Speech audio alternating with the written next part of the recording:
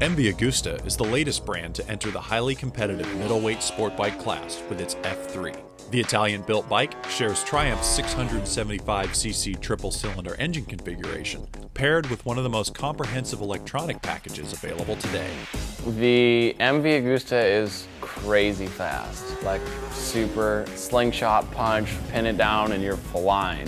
For the street, it's just a little lacking on the bottom, but once you get to the mid-range and the high end, it's a monster. Like, it just is a rocket ship. I couldn't believe how fast and how much torque it had throughout the mid-range and to the top. My only complaint would be the fuel injection is a little bit aggressive for the street. They really tried to tone the power to be real, lot of power in the mid section.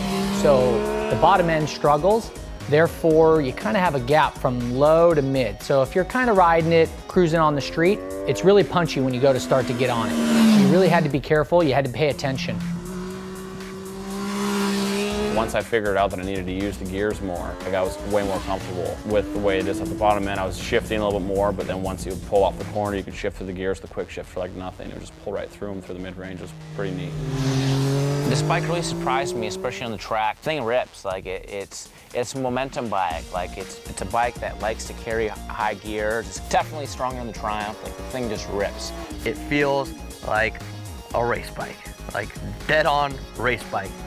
Take the passenger foot pegs off and the headlight out of there, and the blinkers, that thing would even look like a race bike. The chassis is really rigid and stiff, and the suspension is really stiff, so it's not out there all bouncing around and stuff like, you know, when we ride street bikes on the track.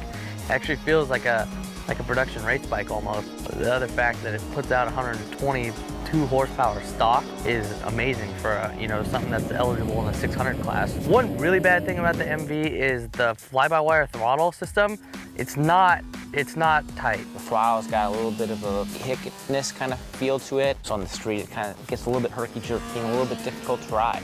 It takes a second for that thing to realize that you twisted that throttle. But man, when you're zinging that thing at the racetrack and you got the revs up on the upper spectrum of the power band, you don't even remember those things. Like, they don't even matter anymore. If I had to pick a bike just to ride the track, just for track days and have fun on, I would definitely pick the F3, just because of the character of the engine. Like, I love the way the thing sounds. It feels a little bit different ergonomically than the Triumph and the Gixxer. You know, I don't know why nobody really races the things, because it's a badass track bike. It's just it's a cool, one-of-a-kind bike, and that means something to me. It's something I would want to have in my garage. Few will argue against the MV's styling, character, or the freakish hard-hitting power of its motor.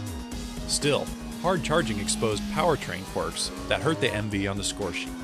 Even still, it was able to log the fastest time in Super Pole. With a little polishing, the F3 certainly has what it takes to vie for a win. This time, it ties the Triumph in the runner-up spot.